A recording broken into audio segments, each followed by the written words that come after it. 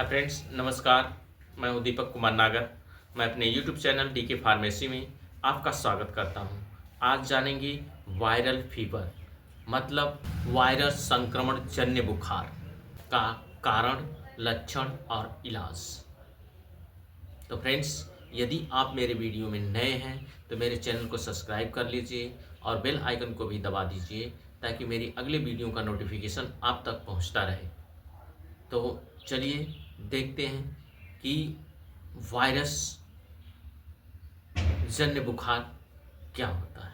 Virus विषाणु के फलस्वरूप जब रोगी को तीव्र बुखार आता है तो उसे वायरल फीवर कहते हैं। वायरल फीवर 2 से 3 वर्ष के बच्चे से लेकर वयस्क व्यक्तियों में हो सकता है। सर्दी, खांसी, बुखार वायरल में भी होता है और सर्दी, खांसी, बुखार बैक्टीरिया के भी इन्फेक्शन से होता है। तो जब वायरस से होता है तब एक होता है, एक ही दिन में सर्दी, खांसी, बुखार हो जाता है। मरीज का परीक्षण करने से पता चलता है कि पहले दिन एक बुखार आया, सर्दी, खांसी हो गई, बुखार तेज से हो गया, पूरे शरीर बदन में दर्द होने लगा, पैर में भी दर्द होने लगा, पैर पीटने लगा पेशेंट, गले में सूजन आदि लक्षण हो जाता है। मगर बैक्टीरिया में क्या होता है कि बैक्टीरिया जो है कि पनपेगा, 3-4 दिन का समय लगेगा, फिर इसके बाद सर्दी, जुकाम, खांसी ये सब लक्षण बढ़ते हैं।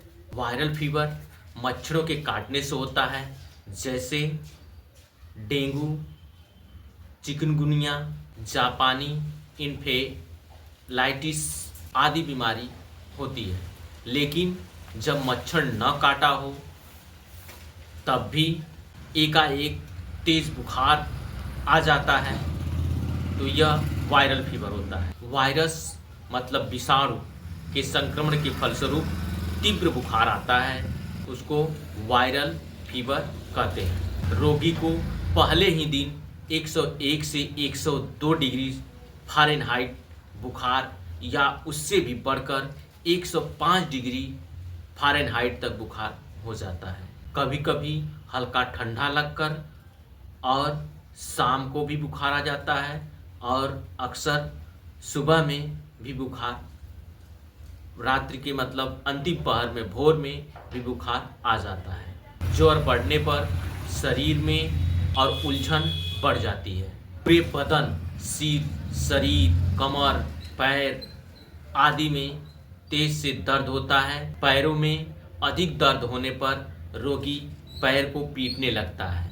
सिर फटने जैसा दर्द होता है और आंखें लाल हो जाती है। यह बुखार 5 से 7 दिनों तक चलता है। दवा देने पर और बर्फ या ठंडे पानी की पट्टी रखने से थोड़ा बुखार नम हो जाता है या बुखार कम हो जाता है, हल्का हो जाता है और फिर पुनः बुखार चढ़ जाता है।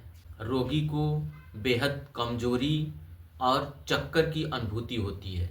जब रोगी के शरीर का टेम्परेचर 101 डिग्री और 102 डिग्री पर बना रहता है तो उसके शरीर में चक्कर और बेचैनी बनी रहती है। कभी कभी बुखार बिल्कुल ठीक होकर पुनः चढ़ जाता है, मतलब पुनः आ जाता है बुखार। प्रायः बुखार कम या ज़्यादा बना रहता है। भोजन के प्रति अरुचि और कॉन्स्टिपेशन, कब्ज की शिकायत रहती है। रोगी को खाना खाने का मन नहीं करता है। उल्टी या उबकाई जैसा होता है। त्वचा जो है कि शुष्क और गर्म होती है, कभी कभी पसीना भी निकलता है। ज्वर भी नहीं घटता है और पेशेंट का जो है कि रोगी का पल्स जो होती है वह मंद गति से, मतलब धीरे धीरे चलती है। इसमें चिकित्सा में अगर बुखार तेज से आ जाए एकाएक तो पेशेंट के सर पे बर्फ के पानी का या बर्फ की पट्टी रखना चाहिए। और साथ ही में यह बीमारी जो है कि वायरस जन्य है, इसलिए इसके लिए कोई परफेक्ट मेडिसिन नहीं बनी है, फिर भी वायरल फीवर का इलाज लक्षण के अनुसार किया जाता है।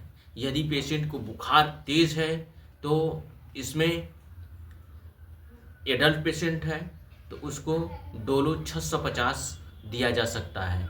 तो डोलो 650 से बुखार उतरता है। इसमें एंटीबायोटिक्स का वायरल फीवर में कोई रोग नहीं है, फिर भी आवश्यकता पड़ने पर एंटीबायोटिक्स दिया जाता है।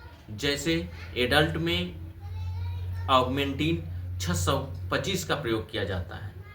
और साथ ही पेशेंट को यदि बेचैनी हो,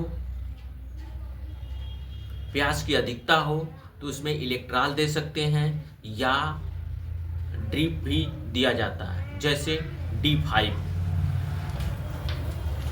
और बच्चों में यदि वायरल फीवर है तो बच्चों में भी एक दवा आइबुजेसिक प्लस आती है, ये बहुत सुपर, बुखार के लिए बहुत सुपर है। और एंटीबायोटिक्स में मोनोसेफ 50 mg दिया जा सकता है, साथ में पोलीमैक्स ड्रॉप दिया जाता है और सिरप बीकासूल भी दिया जा सकता है। यदि पेशेंट को कॉन्स्टिपेशन है, कब्ज है, तो पेशेंट को डुफालाइक या कास्टर ऑयल देकर कॉन्स्टिपेशन की जो दिक्कत है उसको ठीक किया जाए। एक आयुर्वेद में पेटेंट औषधि आती है नीरोसील। नीरोसील टैबलेट रूप में भी उपलब्ध है और सिरप में भी उपलब्ध है।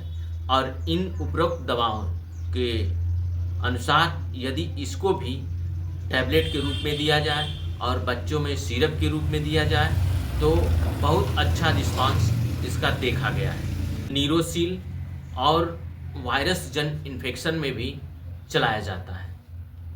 तो फ्रेंड्स, यह जो दवा बताई गई है, इस दवा को अपनी मर्जी से, मतलब सेल्फ मेडिकेशन न करें।